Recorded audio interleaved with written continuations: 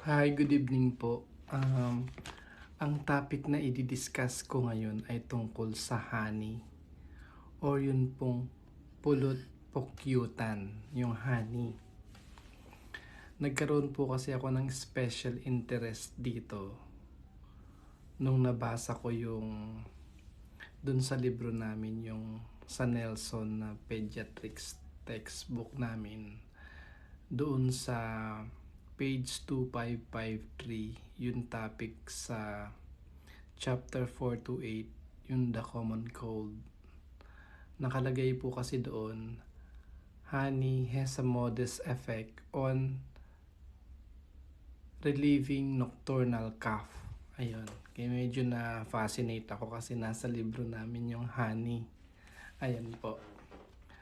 So, nagkaroon ako ng interest na gawing topic. So, sa Bible po sa Exodus 3:8, di po ba doon nakalagay yung si Moses,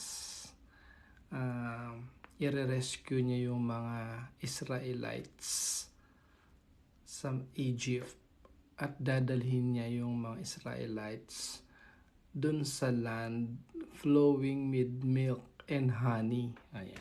Wala lang, nasabi ko lang po. Yun po. Yun, flowing with milk and honey. Parang dadalhin na ni Moses yung mga Israelites doon. Ayan.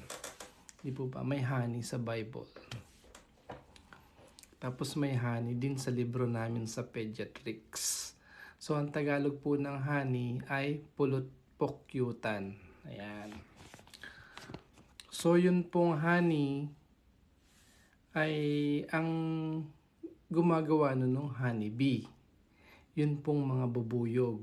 So, yung honey po na galing sa bubuyog ay yung honey is made and stored to nourish bee colonies. So, yung mga bubuyog po, gumagawa sila ng honey para din sa kanila, pagkain nila. Nag-iimbak sila ng honey at para dun sa mga anak nila. Siyempre, kailangan nila ng energy, di ba? Pag lumilipad-lipad sila. Tapos po yung mga bubuyog, lumilipat-lipat po yun sa mga flower.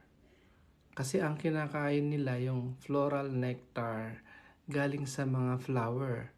Alam niyo po ba na yung mga bubuyog mahigit isang oras lumilipat-lipat sila sa about 1,000 flowers daw para kumain ng nectar. So kapag kumain sila ng nectar,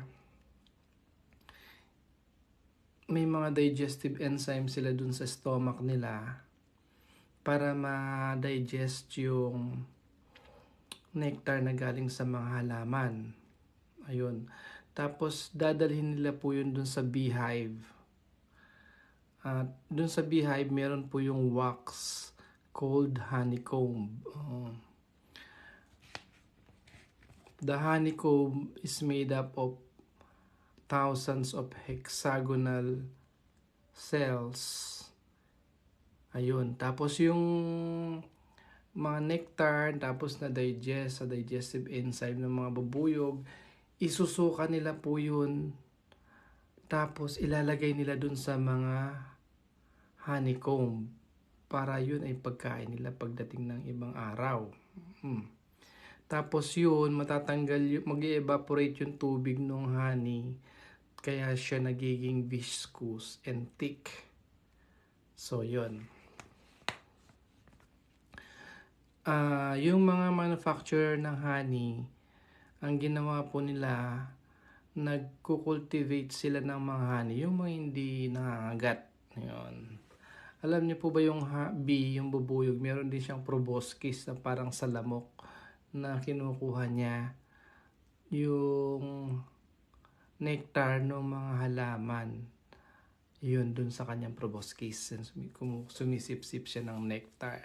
So, basically po yung honey, galing yan sa mga flower. Yung honey na kinakain ng mga bubuyog. Kaya, yung lasa ng honey, maybe dependent siya doon sa mga flower na sinipsip nila. Ayun. So, dito na po tayo ngayon dun sa medical benefit ng honey. Kasi nga po, di po ba?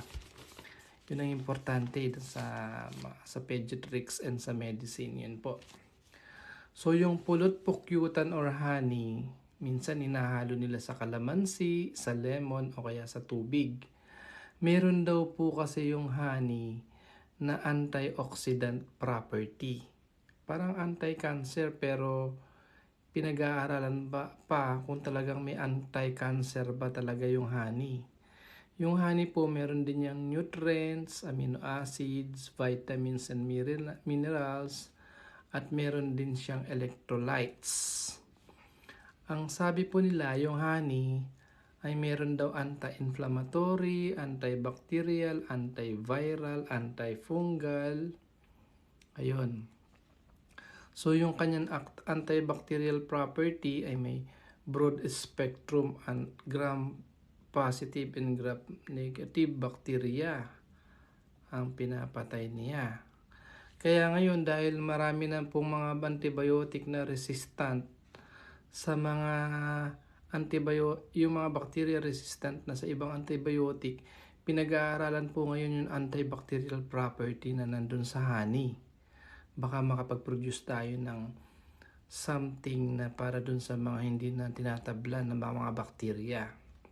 So yun, ang sabi pa, meron daw pong mild laxative effect yung honey. So kapag ka nako-constipate siya, pwede siyang gamitin. Ang honey, wala siyang fat, wala rin siyang cholesterol, wala rin siyang sodium. Tapos, aid in healing of burns kapag ka na may burn. Tapos, wound heals faster. Yung mga sugat mas mabilis gumaling. Ayan. So, ang problem lang sa honey ay mataas yung kanyang glucose tsaka fructose. Kaya, medyo ingat tayo sa mga diabetic. Ayan. So, yun daw pong honey, maganda rin siya as natural moisturizer. Mag-i-improve yung quality of sleep. Mas deep and restful yung iyong pagtulog. At nakakatulong din po siya sa digestion. Ayun.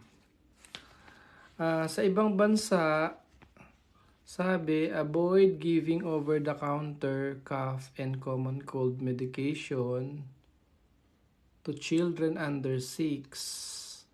And they suggest a homemade remedy containing honey and lemon is likely to be as useful and safer to take kaysa mag-take ng mga dextromethorphan,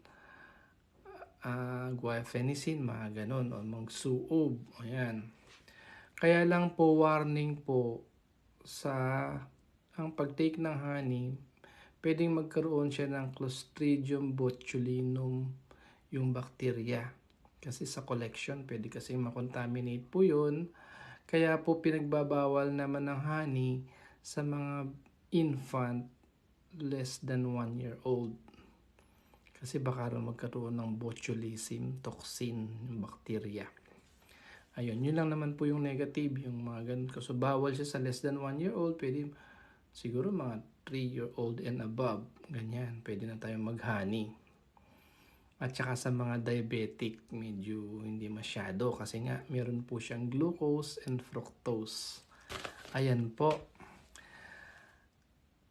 Done ako sa pulot pukyutan or honey. Sana po may natutunan kayo sa mahabang vlog na ito.